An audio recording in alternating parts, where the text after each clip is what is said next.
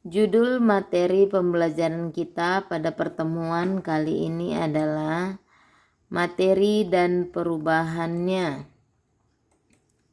Tujuan pembelajarannya, setelah mengikuti pembelajaran, siswa diharapkan dapat menjelaskan pengertian materi, membedakan wujud zat padat, cair, dan gas, menjelaskan klasifikasi materi, menjelaskan sifat-sifat zat, menjelaskan perubahan zat, membedakan asam, basa, dan garam, serta menjelaskan beberapa cara memisahkan campuran. Pengertian materi.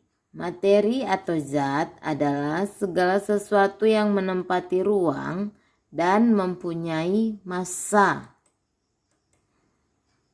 Wujud zat ada 3, yaitu padat, cair, dan gas. Contoh zat padat yaitu batu, contoh zat cair yaitu air mineral, dan contoh gas yaitu udara di dalam balon. Kemudian susunan partikel zat. Kalau pada zat padat dia bentuk dan volumenya tetap, pada zat cair mempunyai volume tetap tetapi mempunyai bentuk yang tidak tetap, tergantung kepada wadah atau tempat yang digunakan. Kalau pada gas dianya bentuk dan volumenya selalu berubah-ubah.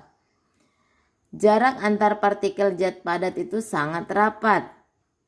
Pada zat cair jarak antar partikelnya lebih renggang. Kalau pada gas, jarak antar partikel gas sangat renggang. Kemudian pada zat padat, partikel-partikelnya tidak dapat bergerak bebas. Kalau pada zat cair, partikel-partikelnya dapat bergerak bebas namun terbatas. Kalau pada gas, partikel-partikel gas dapat bergerak sangat bebas. Adesi dan kohesi. Kalau adesi yaitu gaya tarik-menarik antara partikel-partikel yang tidak sejenis. Kebalikannya dari kohesi yaitu gaya tarik-menarik antara partikel-partikel yang sejenis. Meniskus. Meniskus adalah bentuk permukaan zat cair dalam tabung. Ada meniskus cekung dan meniskus cembung. Kapilaritas. Kapilaritas adalah peristiwa naiknya zat cair melalui lubang yang sempit. Contohnya, naiknya air dan garam mineral dari akar menuju batang sampai ke daun pada tumbuhan. Kemudian massa jenis. Massa jenis benda adalah perbandingan antara massa dengan volume benda. Atau dirumuskan rho sama dengan massa dibagi volume, di mana rho itu adalah massa jenis, satuannya kilogram per meter pangkat 3.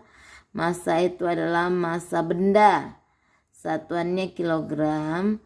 Volume itu atau V itu adalah volume benda, satuannya meter pangkat 3 atau meter kubik. Klasifikasi materi. Yang pertama yaitu unsur, yaitu zat tunggal yang tidak dapat diuraikan lagi menjadi zat lain yang lebih sederhana dengan reaksi kimia biasa. Unsur ini ada unsur logam, unsur metaloid, dan unsur non-logam. Dapat dilihat lebih lengkapnya di tabel sistem periodik unsur. Kemudian senyawa adalah zat tunggal yang secara kimia dapat diuraikan lagi menjadi zat-zat yang lebih sederhana, di mana ciri-ciri senyawa yaitu merupakan zat tunggal, terbentuk dari 2 unsur atau lebih yang berbeda jenis dengan perbandingan tertentu dan tetap. Kemudian yang ketiga, sifat senyawa berbeda dengan sifat-sifat unsur penyusunnya. Senyawa dapat diuraikan menjadi unsur-unsurnya melalui proses kimia. Contohnya ada gula, yaitu C12H22O11, terbentuk dari unsur karbon, hidrogen, dan oksigen. Kemudian contoh yang lain yaitu karbon dioksida atau CO2, terbentuk dari unsur karbon dan oksigen. Kemudian campuran yaitu penggabungan dua zat murni atau lebih yang masih mempunyai sifat-sifat asalnya dan tidak mempunyai komposisi tertentu. Campuran ada 3 yaitu larutan, koloid, dan suspensi. Kalau larutan itu adalah campuran homogen. Contohnya campuran gula dengan air. Sedangkan koloid dan suspensi adalah campuran heterogen. Contoh koloid yaitu susu, cat, dan tinta. Sedangkan contoh suspensi adalah campuran air dengan pasir serta minuman kopi tubruk. Sifat-sifat zat. Yang pertama, sifat ekstensif merupakan sifat zat yang bergantung pada jumlah atau ukuran zat. Contohnya volume. Semakin besar ukuran suatu zat, maka semakin besar pula volume zat tersebut. Yang kedua yaitu sifat intensif, merupakan sifat zat yang tidak tergantung pada jumlah ataupun ukuran zat. Sifat intensif ini yaitu sifat fisis, adalah sifat zat yang berhubungan dengan perubahan fisika zat itu. Sifat tersebut adalah warna, bau, rasa, massa jenis, titik didih, titik lebur, kemagnetan, dan kelarutan. Kemudian sifat kimia adalah sifat yang menunjukkan kemampuan suatu zat untuk melakukan reaksi kimia atau sifat yang menyatakan interaksi antara zat. Sifat-sifat tersebut adalah mudah tidaknya suatu zat terbakar, kestabilan, dan perkaratan. Oke, selanjutnya perubahan zat. Ada perubahan fisika, yaitu perubahan suatu zat yang tidak menghasilkan zat jenis baru, di mana ciri-ciri perubahan fisika yaitu tidak terbentuk zat jenis baru. Zat yang mengalami perubahan dapat kembali ke bentuk semula. Perubahan yang terjadi hanya diikuti perubahan sifat fisis. Contoh perubahan fisika adalah perubahan bentuk, perubahan wujud zat.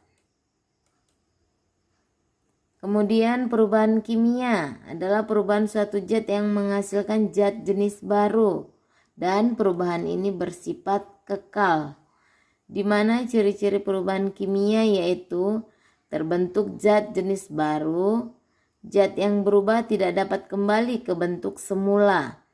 Perubahan yang terjadi diikuti oleh perubahan sifat kimia melalui reaksi kimia. Misalnya terjadi perubahan warna, suhu, timbul gas, dan terbentuk endapan. Kemudian ciri yang terakhir yaitu selama terjadi perubahan kimia, massa zat sebelum reaksi sama dengan massa zat sesudah reaksi. Contoh perubahan kimia yaitu pembakaran, pembusukan, perkaratan, atau korosi. Kemudian asam, basa, dan garam. Asam adalah zat atau senyawa yang menyebabkan rasa masam pada berbagai materi. Asam ada yaitu asam organik, adalah asam yang berasal dari makhluk hidup. Contohnya asam sitrat yang berasal dari jeruk dan lemon, asam maleat yang berasal dari apel dan pir, asam format yang berasal dari semut. Kemudian ada juga asam anorganik adalah asam yang tidak berasal dari makhluk hidup. Contohnya asam sulfat atau H2SO4, asam klorida atau HCl, dan asam nitrat atau HNO3. Kemudian basa. Basa adalah zat atau senyawa yang dapat bereaksi dengan asam, menghasilkan senyawa garam. Sifat basa umumnya ditunjukkan dari rasanya yang pahit dan licin. Namun walaupun dia pahit, basa tidak boleh langsung dirasakan oleh lidah karena bersifat racun. Contohnya sabun yang terbuat dari natrium hidroksida atau NaOH, pupuk terbuat dari amonia atau NH3, dan obat sakit mah yang terbuat dari aluminium hidroksida atau AlOH3.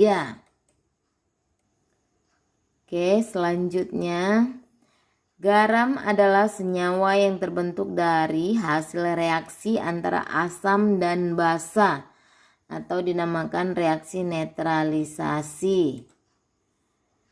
Ya, ada garam netral, yaitu garam yang terbentuk dari basa kuat dengan asam kuat, di mana pH-nya itu sama dengan 7. Contohnya NaCl dan KCl.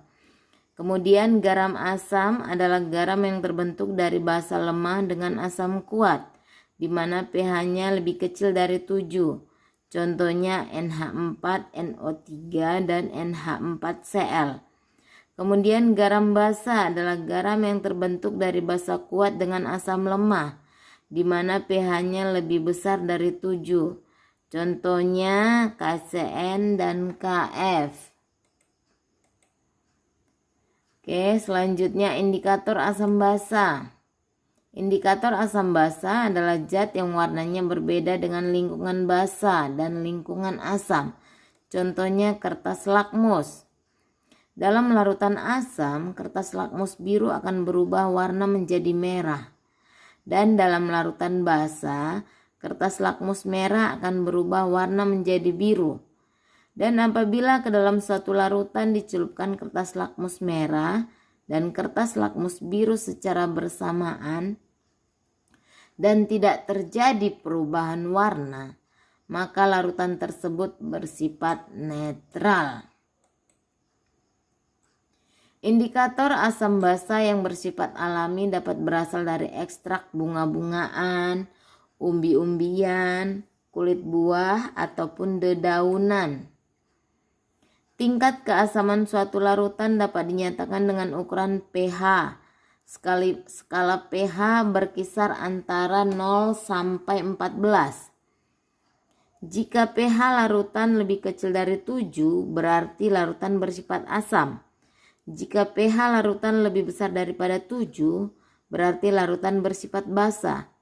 Jika pH larutan sama dengan 7, berarti larutan bersifat netral. Semakin kecil nilai pH, berarti semakin kuat sifat asam dan semakin lemah sifat basa.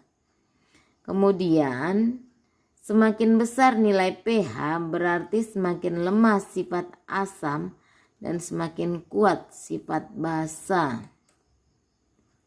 Selanjutnya pemisahan campuran. Yang pertama itu filtrasi. Adalah pemisahan campuran berdasarkan perbedaan jenis zat atau besar kecilnya zat yang ada dalam larutan atau campuran. Ini dia contohnya. Ini proses penyaringan ya. Oke, selanjutnya ada penyulingan.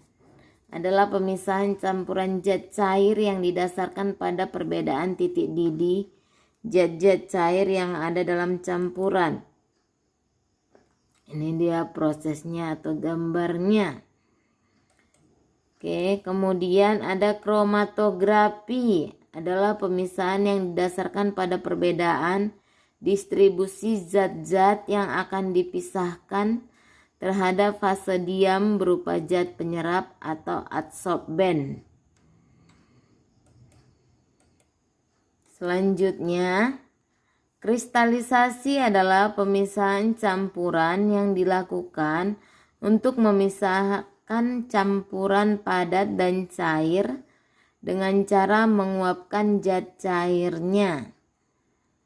Ya, pada kristalisasi terjadi proses penguapan dan pengembunan.